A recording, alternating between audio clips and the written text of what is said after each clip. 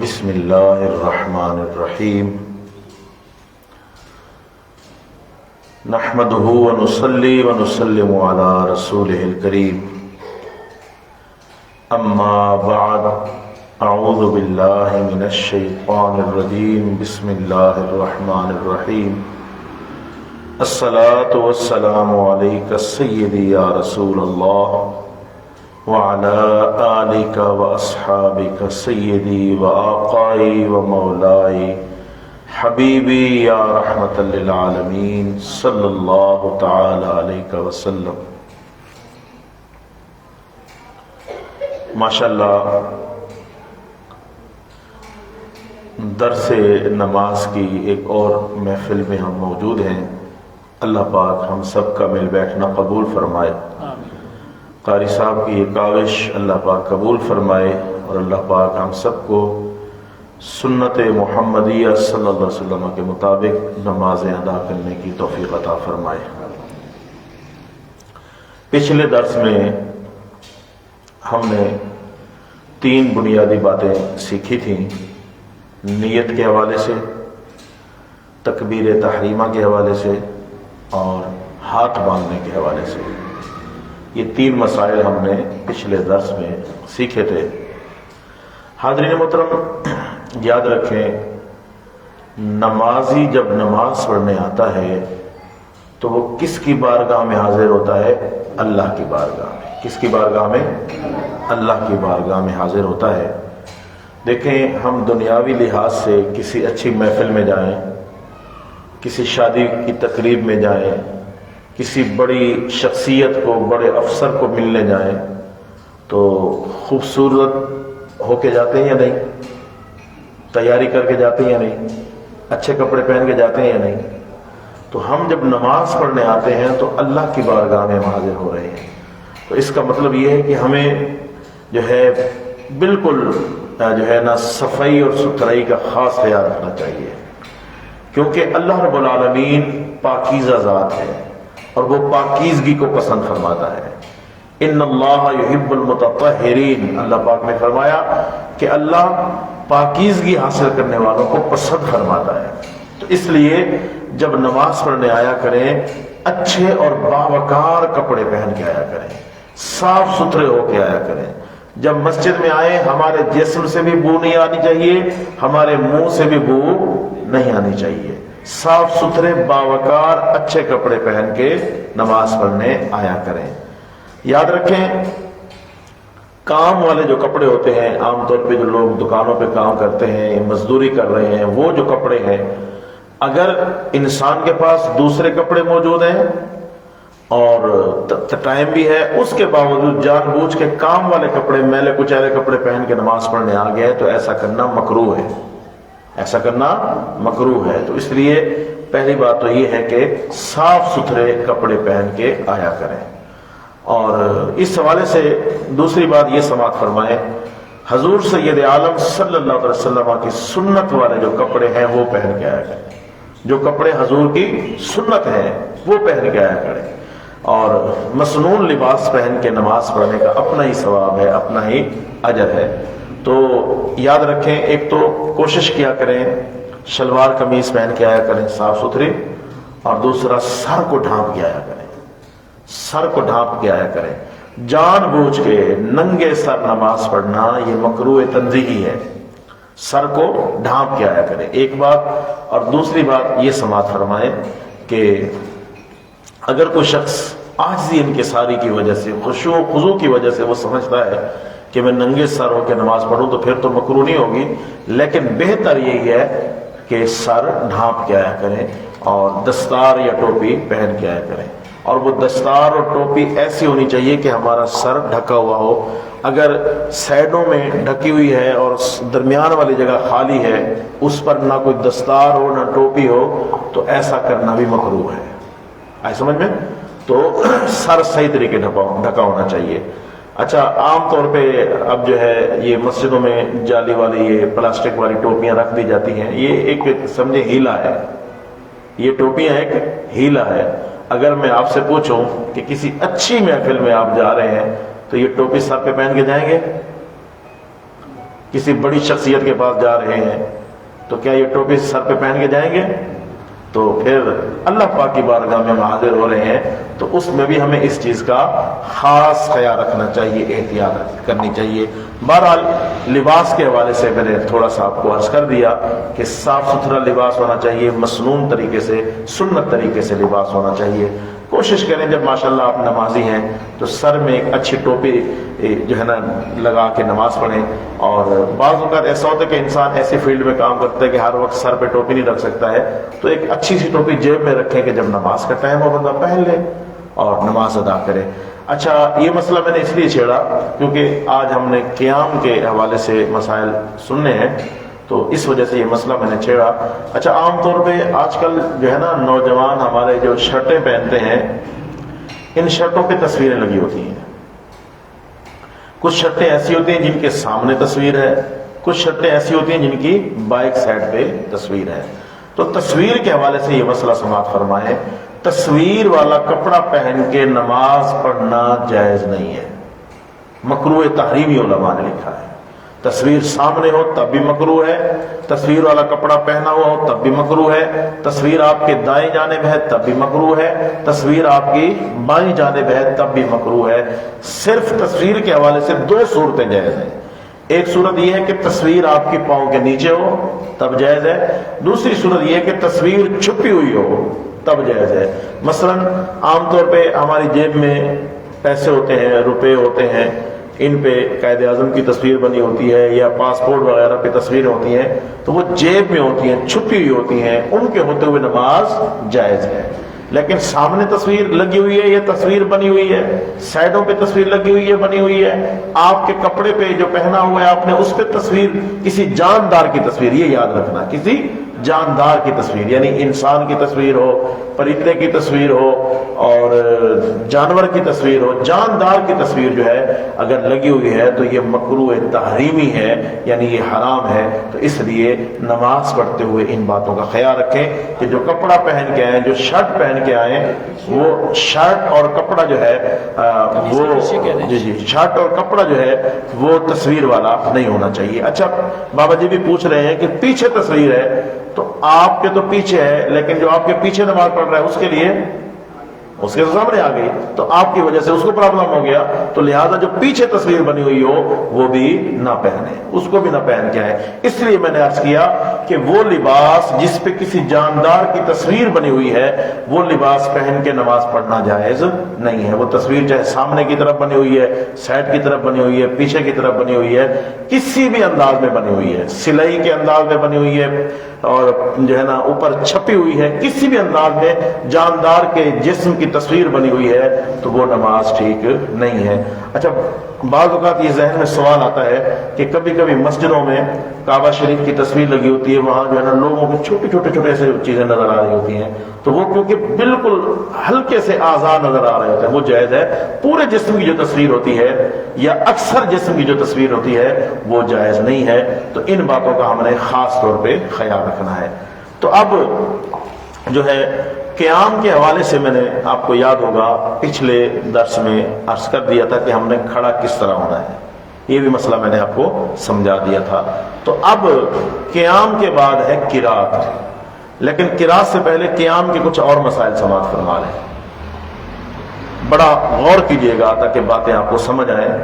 میری کوشش ہوتی ہے کہ میں کلیہ قاعدہ آپ کے سامنے بیان کر دوں تاکہ آپ پھر اس کے تحت مسائل سوچتے رہیں اور آپ خود ہی حل کر لیں۔ یاد رکھیں، جو نمازیں فرض ہیں، جو نمازیں فرض ہیں، مثلا فجر کے 2 فرض، ظہر کے 4 فرض، عصر کے 4 فرض، مغرب کے 3 فرض، عشاء کے 4 فرض، جمعہ کے فرض، جو نمازیں فرض ہیں۔ اسی طرح جو نمازیں واجب ہیں، جیسے وتر کی نماز واجب ہے، اسی طرح عیدین کی نماز واجب ہے۔ فرض نمازیں، واجب نمازیں اور فجر کی 2 سنتیں، ٹھیک ہے، فرض نمازیں، واجب نمازیں اور فجر کی جو 2 سنتیں ہیں، ان میں قیام یعنی کھڑا ہونا فرض ہے، ان نمازوں میں کھڑا ہونا فرض ہے۔ فرض نمازوں میں، واجب نمازوں میں اور فجر کی 2 سنتوں میں قیام جو ہے یہ فرض ہے، کھڑا ہونا فرض ہے۔ جو شخص مجبور نہیں ہے وہ ان نمازوں کو کھڑے ہو کے ادا کرے۔ بعض لوگ ہوتے ہیں جی میں بڑا تھکا ہوا ہوں لہٰذا 1 رکعت کھڑے ہو کے پڑھ لی باقی بیٹھ کے پڑھ لی۔ نہیں، اگر مجبوری نہیں ہے، کوئی شرعی عذر نہیں ہے تو ان نمازوں میں قیام کیا ہے؟ فرض ہے، کھڑا ہونا فرض ہے۔ اچھا باقی جو نمازیں ہیں جیسے کچھ سنتیں ہوگی، نوافل ہوگی، ان میں قیام فرض نہیں بلکہ سنت ہے، ان میں قیام سنت ہے۔ کھڑے ہو کے پڑھو گے تو زیادہ ثواب ہے ورنہ بیٹھ کے بھی پڑھ سکتے ہو۔ تو قیام کی بات ہے، قیام میں نے عرض کیا فرض نمازوں میں، واجب نمازوں میں اور فجر کی 2 سنتوں میں قیام جو ہے یعنی کھڑا ہونا یہ فرض ہے۔ اب بات یہ ہو گئی کہ اب ایک دور چل پڑا ہے کرسیوں کا۔ کرسیوں کو پہلے دور میں مسجدوں میں کوئی الا قلیل کوئی 1 آدھ کرسی نظر آتی تھی، اب تو یہ جو ہے نا ایک فیشن بنتا جا رہا ہے۔ ہمیں کوشش کرنی چاہیے کہ اس کی حوصلہ شکنی کرنی چاہیے، کیونکہ اب تو پلاسٹک کی کرسیاں ہیں اور اگلا دور آئے گا لوگ صوفے مسجد میں لے آئیں گے کہ مجھے یہ پلاسٹک چبھتی ہے، میں نے جو ہے نا صوفے پہ بیٹھ کے پڑھنی ہے۔ تو ان باتوں کا جو ہے نا ہمیں ذہن میں رکھنا چاہیے۔ اگر کوئی شخص معذور ہے، مجبور ہے، ضعیف ہے، اس نے کب کرسی پہ بیٹھ کے نماز پڑھنا چاہیے؟ میں آپ سے یہ گزارش کروں گا، آپ سب سے یہ گزارش کروں گا کہ جب آپ اپنے آپ کو سمجھتے ہیں کہ اب میں کھڑے ہو کے نماز نہیں پڑھ سکتا ہوں، مجھے کرسی پہ بیٹھنا چاہیے، تو آپ کسی مستند عالم سے پہلے مشورہ کر لیں، مشورہ کر لیں، اس کو عذر بتائیں کہ میرا یہ عذر ہے، میری یہ مجبوری ہے کہ کیا میں کرسی پہ بیٹھ کے نماز پڑھ سکتا ہوں یا نہیں پڑھ سکتا ہوں، اور اگر میں کرسی پہ بیٹھ کے نماز پڑھوں تو اس کا طریقہ کیا ہوگا۔ کرسی پہ بیٹھ کے جب میں نماز پڑھتا ہوں تو اس کا میں نے قیام کس طرح کرنا ہے، رکوع کس طرح کرنا ہے، سجدہ کس طرح کرنا ہے، اتحیات کیسے بیٹھنے، یہ سارے مسائل پتہ ہونا چاہیے۔ تو اس لیے خدا نہ خواستہ اللہ تعالیٰ آپ کی حفاظت فرمائے، زندگی میں کبھی اگر کوئی ایسا موڑ آ جائے کہ آپ سمجھیں اب میں کھڑے ہو کے نماز نہیں پڑھ سکتا ہوں تو اب میں کرسی پہ بیٹھ کے نماز پڑھوں۔ تو اب میں یہاں ایک اور مسئلہ آپ کو بتا دوں۔ یہ مسئلہ ایسا ہے کہ آپ یاد بھی رکھیں گے اور پھر آپ خود بھی سوچ سکتے ہیں کہ میں کرسی پہ بیٹھ کے نماز پڑھ سکتا ہوں یا نہیں پڑھ سکتا ہوں۔ میں نے آپ کو 3 نمازیں بتائی ہیں، ٹھیک ہے، 3 نمازیں بتائی ہیں، فرض نمازیں، واجب نمازیں اور فجر کی 2 سنتیں۔ ان نمازوں میں قیام یعنی کھڑا ہونا فرض ہے۔ کس کے لیے؟ اس شخص کے لیے جو سجدہ صحیح طریقے کر سکتا ہے۔ جو شخص سجدہ صحیح طریقے کر سکتا ہے اس کے لیے کھڑا ہونا فرض ہے، اور جو شخص سجدہ صحیح طریقے نہیں کر سکتا، یہ بات یاد رکھنا بڑی پتہ کی بات ہے، جو شخص سجدہ صحیح طریقے ادا کر سکتا ہے اس پر کھڑے ہونا فرض ہے، اور جو شخص سجدہ صحیح طریقے ادا نہیں کر سکتا، یعنی گھٹنے فولڈ نہیں ہو سکتے، ایکسیڈنٹ ہو گیا ہے، سر میں کوئی ایسی تکلیف ہے کہ وہ اب جو ہے زمین پہ سجدہ صحیح طریقے ادا نہیں کر سکتا، تو یاد رکھیں یاد رکھیں یاد رکھیں، کبھی نہ بھولیں یہ مسئلہ کہ جو شخص سجدہ صحیح طریقے ادا نہیں کر سکتا ہے مجبوری کی وجہ سے، اس پر کھڑے ہونا معاف ہو گیا ہے، اب اس پر قیام کھڑا ہونا فرض نہیں ہے، یہ یاد رکھیے گا۔ دوبارہ سن لیجیے، جو شخص صحیح طریقے زمین پہ سجدہ کر سکتا ہے اس کے لیے کھڑے ہونا فرض ہے بشرطے کہ کوئی مجبوری نہ ہو، اور جو شخص زمین پہ صحیح طریقے سجدہ نہیں کر سکتا ہے، سجدہ صحیح طریقے نہیں کر سکتا ہے، کسی بھی مجبوری کی وجہ سے وہ سجدہ نارمل انداز میں نہیں کر سکتا ہے، تو اس پر قیام یعنی کھڑا ہونا کیا ہو جاتا ہے؟ معاف ہو جاتا ہے۔ تو اس مسئلے کے بعد اب میں آپ سے ایک مسئلہ پوچھتا ہوں۔ کچھ لوگ ایسے کرتے ہیں، آپ نے بھی دیکھے ہوں گے، میں نے تو بہت دیکھے ہیں، کچھ لوگ ایسے کرتے ہیں کرسی رکھ لیتے ہیں، کرسی کے آگے کھڑے ہو جاتے ہیں، قیام کھڑے ہو کے کرتے ہیں، رکوع اور سجدہ وہ کرسی پہ بیٹھ کے کرتے ہیں، قیام کھڑے ہو کے کرتے ہیں، رکوع اور سجدہ کرسی پہ بیٹھ کے کرتے ہیں۔ تو اب مجھے بتائیں ان پر کھڑے ہونا فرض تھا؟ نہیں تھا، کھڑے ہونا فرض نہیں تھا۔ کیوں نہیں تھا؟ کیونکہ وہ سجدہ سے ادا ہی نہیں کر سکتے ہیں، تو کھڑا ہونا ان پہ فرض نہیں تھا۔ ان کو کیا چاہیے تھا کہ اب وہ کرسی پہ بیٹھ کے پڑھیں۔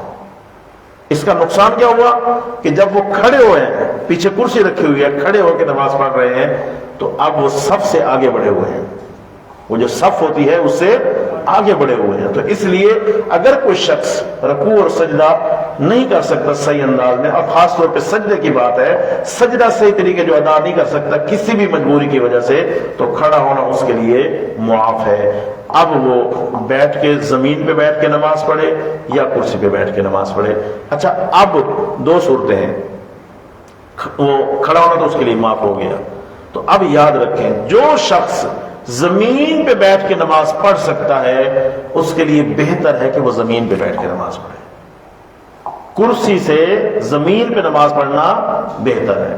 جو شخص زمین پہ بیٹھ کے نماز پڑھ سکتا ہے، چاہے وہ اتحیات کی صورت میں بیٹھ کے پڑھ سکتا ہے، چاہے وہ چوکڑی لگا کے بیٹھ کے پڑھ سکتا ہے، چاہے وہ ٹانگیں سیدھی کر کے قبلہ کی طرف ٹانگیں کر کے بیٹھ کے پڑھ سکتا ہے، جس شخص کے پاس یہ طاقت ہے کہ وہ زمین پہ بیٹھ سکتا ہے، نماز پڑھ سکتا ہے اور پھر وہ اٹھ کے کھڑا ہو سکتا ہے، تو اس شخص کے لیے بہتر ہے کہ کرسی کی بجائے زمین پہ نماز پڑھے۔ رکوع کے لیے جتنا جھک سکتا ہے جھکے، سجدے کے لیے جتنا جھک سکتا ہے اتنا زیادہ جھکے، رکوع کے لیے اس سے کم جھکے۔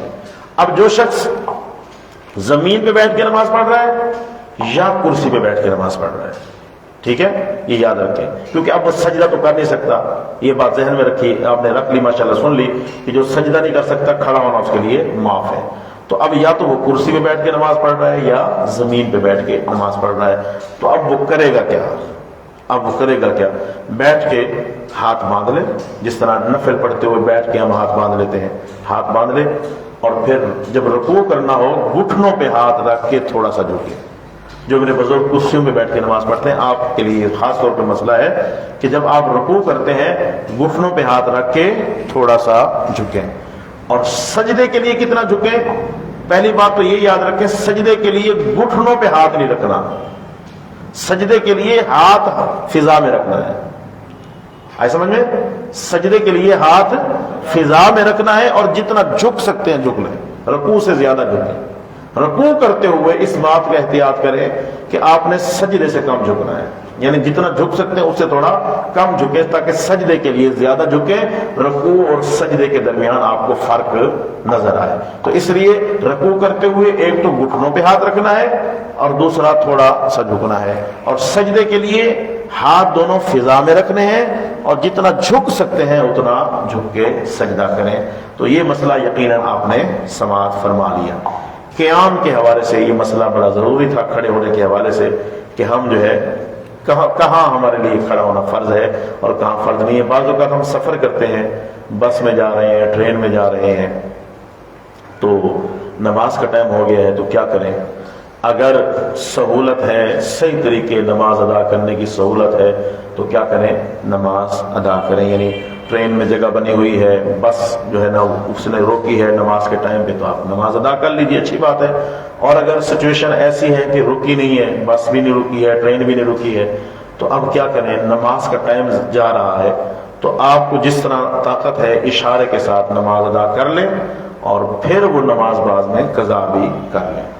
اور بس میں، ٹرین میں ہم بیٹھے ہوتے ہیں، تو کیونکہ نوافل میں قیام فرض نہیں ہے اور رکوع سجدے بھی وہ کر سکتے ہیں، تو نوافل کے لیے ٹرین میں ہو، بس میں ہو، فالتو ٹائم گزارنے سے بہتر ہے کہ بندہ نوافل ہی پڑھ لے، نوافل ہی ادا کر لے، کیونکہ وہ تو بیٹھ کے پڑھ سکتے ہیں، اس میں تو قیام فرض نہیں ہے۔ تو یہ مسئلہ میں نے آپ کو عرض کر دیا۔ اب آتے ہیں قرات کی طرف۔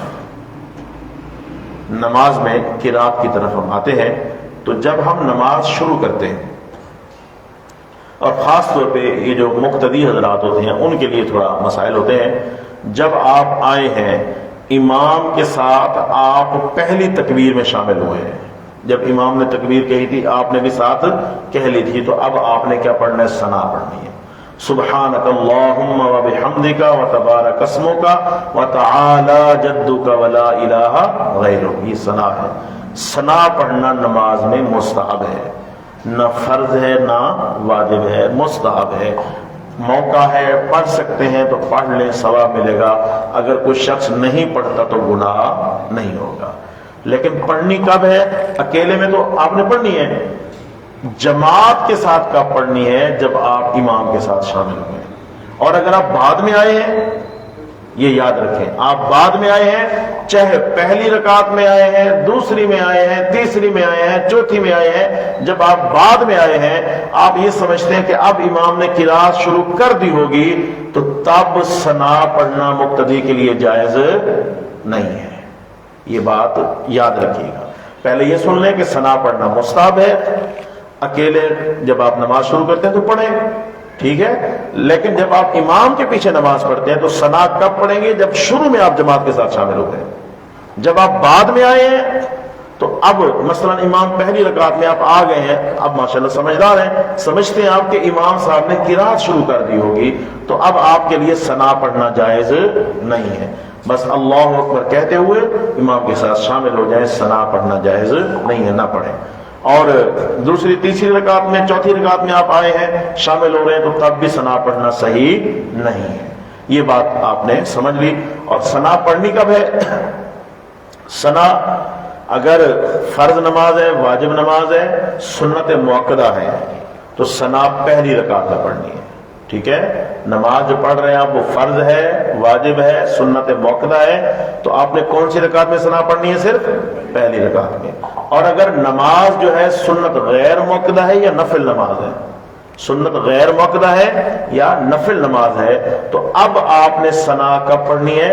پہلی رکعت میں بھی پڑھنی ہے، تیسری رکعت میں بھی پڑھنی ہے. مثلا عصر سے پہلے جو سنتیں ہیں یہ کیا ہیں؟ سنت غیر مؤکدہ.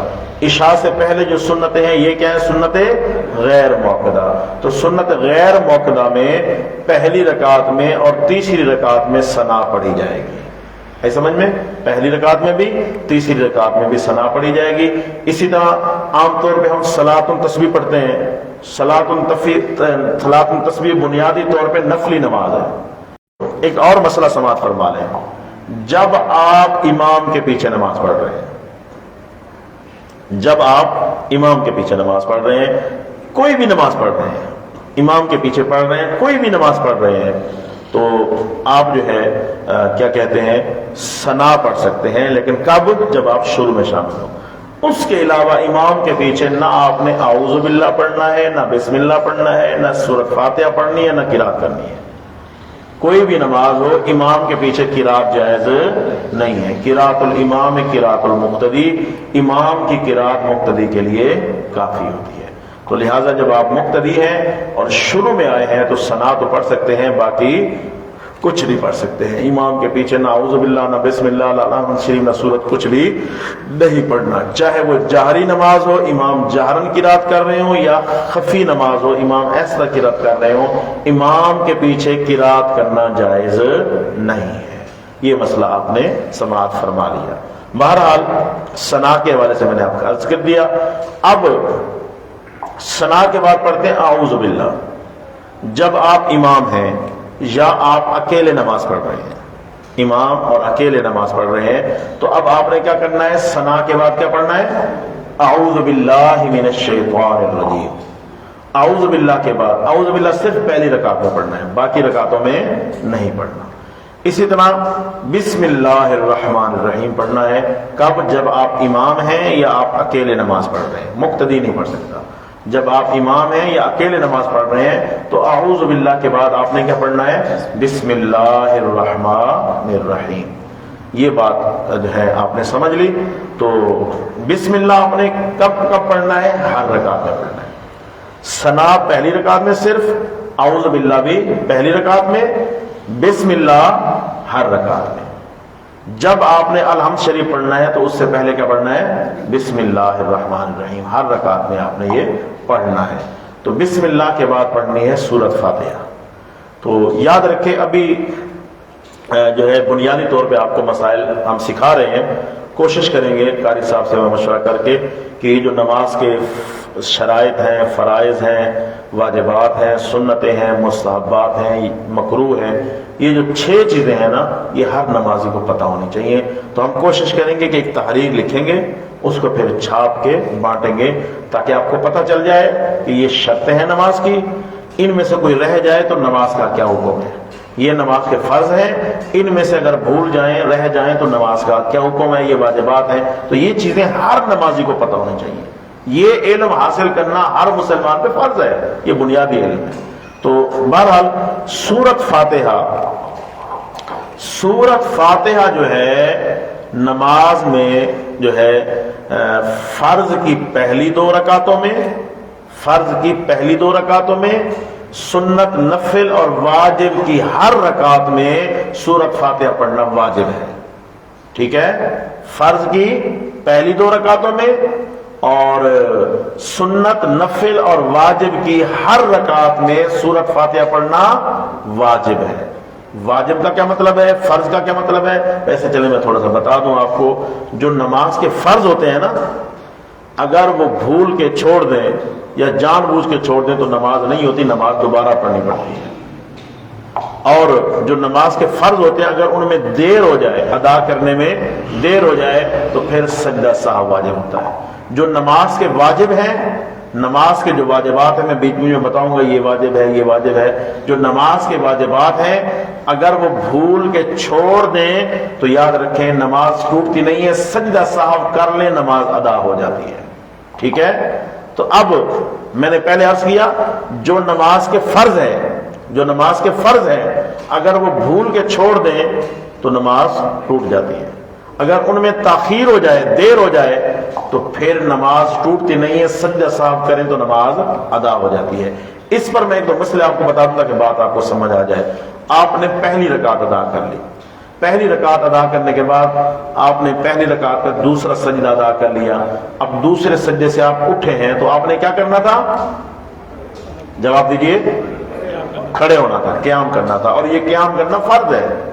یہ قیام کرنا کیا ہے؟ فرض ہے، کھڑے ہونا فرض تھا۔ اب آپ نے کیا کیا؟ کھڑا ہونا تھا لیکن آپ بھول گئے، سجدہ کرنے کے بعد آپ بیٹھ گئے، تھوڑی دیر بیٹھے، پھر آپ کو یاد آئے یار میں نے تو کھڑا ہونا تھا، پھر آپ کھڑے ہو گئے، تو فرض کی طرف آپ لوٹ تو آئے لیکن آپ نے دیر کر دی۔ کم از کم 3 تسبیحات کی مقدار دیر ہونی چاہیے، سبحان ربی العظیم، سبحان ربی العظیم، سبحان ربی العظیم۔ اتنی دیر کے بعد آپ دوبارہ فرض میں آئے تو آپ نے فرض ادا تو کیا لیکن تھوڑی سی کیا کر دی؟ دیر کر دی، تو اب کیا ہوگا؟ سجدہ سہو واجب ہوگا۔ تو یاد رکھیں جو نماز میں فرض ہوتے ہیں اگر وہ بالکل چھوڑ دے بھول کے تو نماز ٹوٹ گئی، دوبارہ پڑھنی پڑے گی۔ اگر اس کی طرف دیر سے آئے ہیں، بھول کے کہیں اور چلے گئے، پھر فرض کی طرف آئے ہیں تو کیا کرنا پڑے گا؟ سجدہ سہو کرنا پڑے گا۔ یہ تو میں نے فرض کا آپ کو بتا دیا۔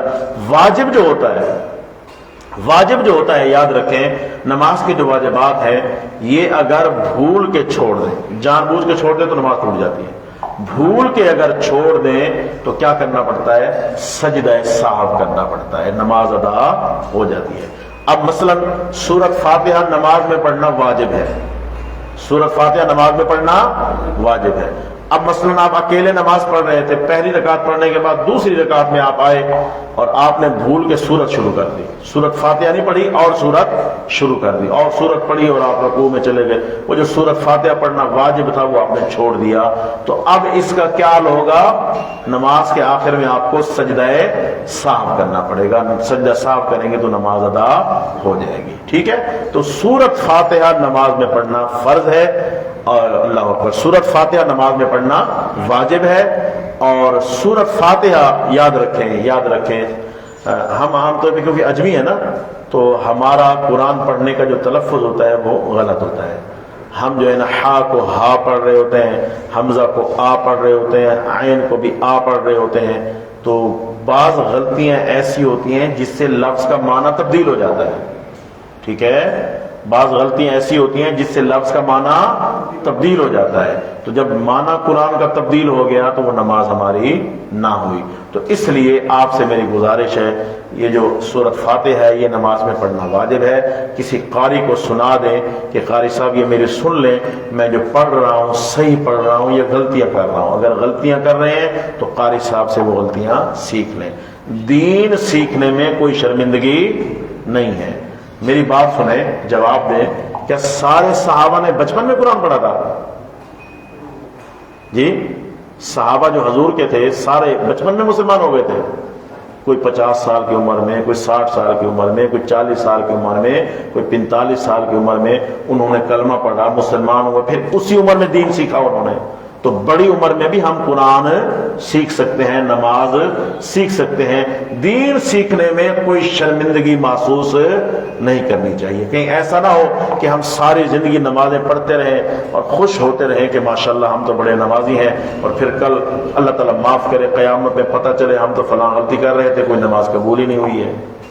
تو اس سے بہتر ہے کہ دنیا میں ہی کسی قاری صاحب سے مل کے اس کو قرآن سنائیں، سورۃ فاتحہ سنائیں، نماز میں جو صورتیں پڑھتے ہیں وہ سنائیں، تاکہ اس میں جو بنیادی غلطیاں ہیں، جو صریح غلطیاں ہیں، جو لحن جلی ہے، وہ ہمارا درست ہو جائے، جو غلطیاں ہیں وہ ٹھیک ہو جائے۔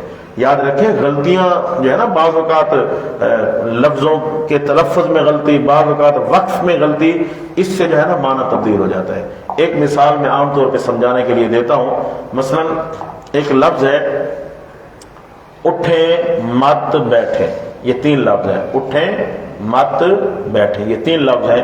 اب ذرا غور کرنا، میں آپ کو کہتا ہوں اٹھیں مت بیٹھیں، اٹھیں مت بیٹھیں، اٹھیں مت بیٹھیں۔ اب اٹھیں کے بعد میں نے وقف کیا، اٹھیں مت بیٹھیں، اس کا کیا مطلب ہے؟ اٹھ جائیں، بیٹھنا، یہی مطلب ہے نا۔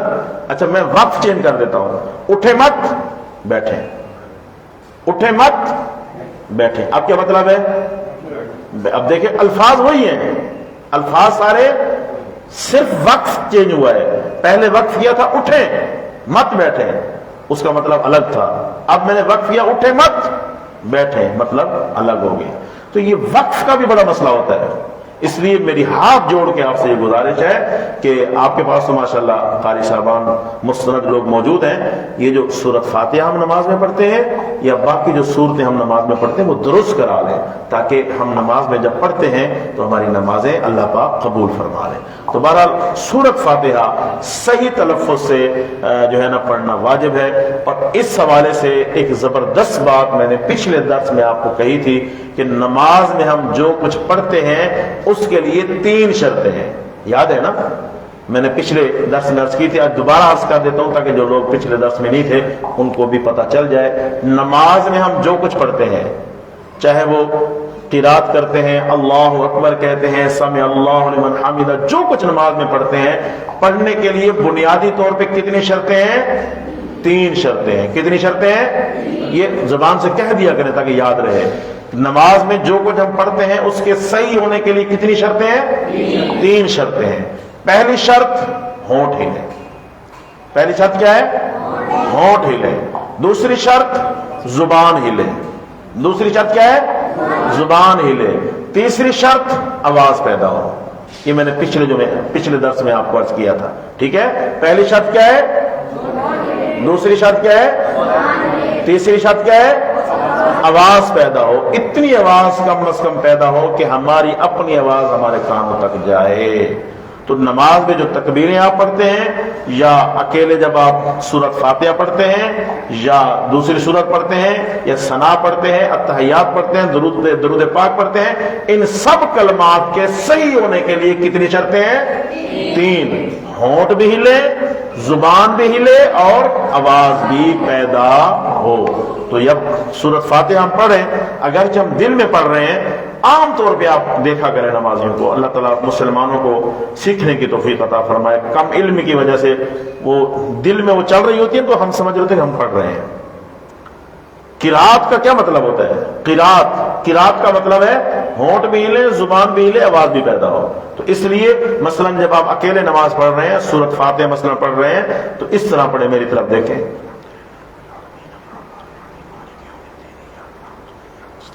سمجھ آ رہی ہے؟ ہونٹ بھی ہل رہے ہیں، زبان بھی ہل رہی ہے اور آواز بھی پیدا، اتنی آواز پیدا ہونی چاہیے، اتنی آواز پیدا ہونی چاہیے، اور اس کی بڑی برکتیں ہیں، اس کی بڑی برکتیں ہیں۔ اگر اس طریقے سے ہم نماز ادا کریں گے نا، بعض اوقات سائڈوں سے آواز آنا شروع ہوتی ہے نا، تو ہم نماز میں ڈسٹرب ہو جاتے ہیں، ہم کہتے ہیں یار یہ شور کر رہا تھا میں نماز نہیں پڑھ سکا، تو اس کی وجہ یہی ہوتی ہے ہم صحیح طریقے پڑھتے نہیں ہیں۔ اگر ہم اس طرح پڑھیں کہ ہماری اپنی توجہ ہمارے ہونٹوں پہ ہو، ہماری زبان پہ ہو، ہمارے آواز پہ ہو، سائڈوں میں جو ہو رہا ہے ہمیں اس کی فکر ہی نہیں ہونی چاہیے، ہماری نماز خراب نہیں ہوگی۔ تو اس لیے اس بات کا خاص دھیان رکھا کریں کہ جو کچھ ہم نماز میں پڑھتے ہیں اس کے لیے 3 شرطیں ہیں، ہونٹ ہلے، زبان ہلے اور آواز پیدا ہو۔ تو سورۃ فاتحہ یاد رکھیں، سورۃ فاتحہ نماز میں پڑھنا واجب ہے۔ اس کے بعد دوسری سورت یا کوئی بڑی آیت ہے، اس حوالے سے یاد رکھیں، چھوٹی آیتیں ہوں تو 3، بڑی آیت ہو تو 1 یا کوئی سورت فاتحہ کے بعد پڑھنا فرض ہے۔ فرض ہے، فرض کا مطلب اگر بھول کے چھوڑ دی یا جو ہے بالکل قرات کی نہیں ہے، تلاوت کی نہیں ہے تو پھر نماز نہیں ہوگی۔ تو دوسری سورت جو ہے پڑھنا فرض ہے اور اس کو سورت فاتحہ کے ساتھ ملانا واجب ہے۔ دوسری سورت اور سورت فاتحہ کو آپس میں ملانا واجب ہے۔ اب ذرا غور کریں، مسئلہ کیا ہوگا؟ مسئلہ یہ ہوگا، آپ اکیلے نماز پڑھ رہے ہیں، غیر المغضوب علیہم ولا الضالین آمین، آگے آپ نے مثلا سورہ اخلاص پڑھی، قل هو اللہ احد اللہ الصمد، آپ سے کسی نے پوچھ لیا کہ صوفی صاحب آپ نے تو سورہ اخلاص پڑھی، بسم اللہ ہی نہیں پڑھی اس سے پہلے؟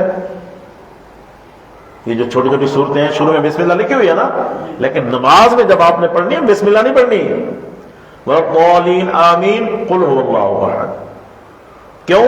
کیونکہ اس سورت کو سورت فاتحہ کے ساتھ ملانا واجب ہے۔ اگر آپ نے درمیان میں پڑھ لیا بسم اللہ تو وہ فاصلہ ہو گیا، پھر آپ نے ملایا نہیں، آپ نے واجب چھوڑ دیا ہے۔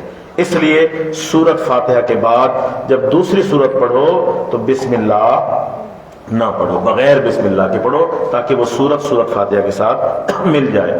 تو سورت فاتحہ کے بعد جو دوسری سورت ہے یاد رکھیں، وہ یا تو چھوٹی آیتیں ہوں تو 3 ہوں، یا بڑی آیت ہو تو 1 بھی ٹھیک ہے، اور یا کچھ سورت ہو کم از کم اتنی، زیادہ قرات جتنی آپ کرتے جائیں گے آپ کی نماز کا ثواب بڑھتا جائے گا۔ کم از کم اتنی قرات ہونی چاہیے کہ بڑی آیت 1 ہو، چھوٹی آیت ہو تو 3 ہو، یا کوئی چھوٹی سورت ہو۔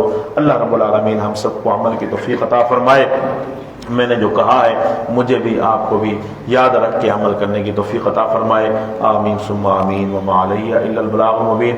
اس حوالے سے جو آج میں نے کچھ بیان کیا ہے، اس حوالے سے اگر کسی کے ذہن میں کچھ سوال ہو، کوئی مسئلہ ہو تو پوچھنا ہے۔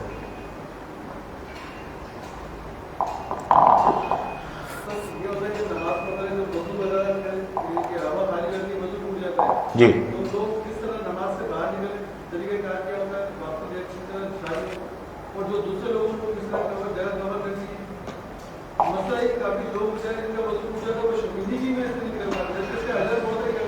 جی جی جی جی جی یہ بڑا اہم اور ضروری مسئلہ ہے۔ ایک تو تمام نمازیوں کو اس بات کا خیال رکھنا چاہیے کہ کوئی نمازی آگے سے اگر پیچھے آ رہا ہے نماز کے دوران تو اس کا مطلب وہ کسی مجبوری یا ایمرجنسی میں آ رہا ہے، تو اس کے لیے راستہ خالی کر دینا چاہیے، اس کو پیچھے جانے دینا چاہیے نماز کے دوران۔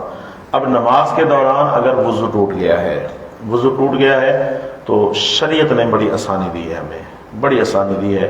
وضو ٹوٹ گیا ہے تو وہیں نماز آپ روک دیں، فوراً پیچھے آئیں، اور علماء نے لکھا کہ ناک پہ ایسے ہاتھ رکھ کے آئیں تاکہ دیکھنے والوں کو یہ سمجھے کہ اس کو نکسیر آ گئی ہے اس لیے باہر جا رہا ہے، تاکہ وہ شرمندگی سے بھی بچ جائے اور لوگ اس کو راستہ بھی دے دیں۔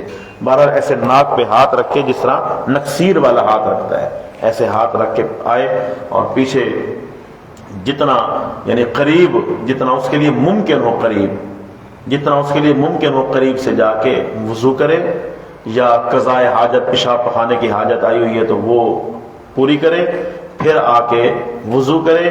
اس دوران کسی سے بات نہ کرے، کھائے پیے بھی نہ بات کرے نہ کھائے پیے، ٹھیک ہے؟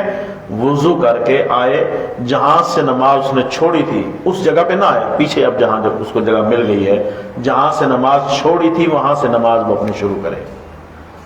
اب ذرا غور کریں، وہ جماعت میں تھا تو اب جب واپس آیا تو ابھی تک جماعت چل رہی ہے، تو جو درمیان میں گزر چکا ہے جلدی جلدی ان کو ادا کر کے امام کے ساتھ شامل ہو جائے۔ اور اگر جماعت ختم ہو گئی ہے، یہ یاد رکھیں یہ جماعت میں ہی ہے، تو جس طرح امام کے پیچھے نماز پڑھتے ہیں ہم، ویسے ہی آئے جہاں جگہ ملے وہاں کھڑا ہو کے جہاں سے نماز چھوڑی تھی وہیں سے شروع کرے، اور وہ اپنے آپ کو سمجھے کہ میں امام کے پیچھے ہوں۔ جتنی دیر امام نے کھڑا ہونا تھا اتنی دیر سورت فاتحہ اور دوسری سورت پڑھے بغیر کھڑا رہے، پھر رکوع کرے، سجدہ کرے، جتنی نماز رہتی تھی اس کو مکمل کر لے تو اس کی نماز ادا ہو گئی اور اس کو جماعت کا ثواب بھی مل جائے گا۔ یہ اس کا صحیح طریقہ ہے۔ اگر جو ہے مثلا وضو ٹوٹا، یہ پیچھے آ گیا، اب مسجد کی ٹوٹیاں چھوڑ کے یہ گھر چلا گیا، میں گھر سے وضو کر کے آؤں گا، تو اب اس کی نماز کیا ہو جائے گی؟ ٹوٹ جائے گی، کیونکہ جہاں قریب میں اس کو وضو کرنے کا موقع تھا وہاں سے چھوڑ کے دور چلا گیا تو اس کی نماز ٹوٹ جائے گی۔ اسی طرح اگر کسی سے کلام کر لیا، گفتگو کر لی، تب بھی نماز، اشارے سے جواب دے دیا یا زبان سے کسی بھی انداز میں گفتگو کر لی تو اس کی نماز وہ ٹوٹ گئی۔ اور کچھ کھا پی لیا تب بھی نماز اس کی، آیا تو وضو کرنے تھا تو پانی کا گھونٹ بھی پی لیا تو تب بھی نماز اس کی ٹوٹ جائے گی، پھر اس کو نئے سرے سے نماز پڑھنی پڑے گی۔ اگر وہ یہ احتیاط کر لے کہ کسی سے گفتگو بھی نہ کرے، کچھ کھائے پیے بھی نہ، بلکہ آئے اور جہاں اس کو جگہ میسر تھی وہاں وضو کر کے دوبارہ آ کے اس کی نماز نہیں ٹوٹی ہے، جہاں سے چھوڑ کے گیا تھا وہیں سے شروع کر لے۔ یہ مسئلہ یقیناً آپ کو سمجھ آ گیا ہوگا۔ جی، اس میں یہ ہے کہ اگر کور کر لیں تو بہتر ہے، لیکن کور کرنے کے لیے یہ ہے کہ اس کو کور کرنے کے لیے یہ وہاں جائے گا، پھر پچھلا یہاں آ جائے گا، پچھلا یہاں آ جائے گا۔ تو اگر نمازیوں کو مسئلہ پتہ ہو، یعنی پاؤں جو ہے نا بالکل ایسا ایسا اٹھا کے اس جگہ پہ پہنچ جائیں تو کور کرنا چاہیے۔ عام طور پہ لوگوں کو مسئلہ پتہ نہیں ہوتا تو اس لیے علماء نے کہا ضروری نہیں ہے کور کرنا، کر لیں تو بہتر ہے اگر مسئلہ پتہ ہو تو۔ بسم اللہ الرحمن الرحیم، اللہم صلی علی سیدنا ومولانا محمد وعلی آل سیدنا مولانا محمد وبارک وسلم۔ ربنا لا تزغ قلوبنا بعد إذ هديتنا وهب لنا من لدنك رحمة إنك أنت الوهاب۔ إلهي أنت مقصودنا ورداك مطلوبنا، آتنا محبة ذاتك ومعرفة صفاتك یا الہ العالمین، اے رب العالمین، اے مالک الملک، ہم نے جو کچھ سیکھا سکھایا اسے اپنی بارگاہ میں قبول فرما، اسے یاد رکھنے عمل کرنے کی توفیق عطا فرما۔ اے مالک الملک، اپنی خاص رحمت کے صدقے سے مولا ہماری نمازوں کو قبول فرما، ہماری نمازوں میں جو غلطی کوتاہیاں ہو جاتی ہیں ان سے معافی عطا فرما۔ الہ العالمین، ہماری جملہ عبادات کو قبول فرما، ہماری عبادات کو ضائع ہونے سے محفوظ فرما۔ وصلی اللہ تعالی علی خیر خلقہ سیدنا مولانا محمد وعلی آلہ وصحبہ اجمعین برحمتک یا ارحم الراحمین۔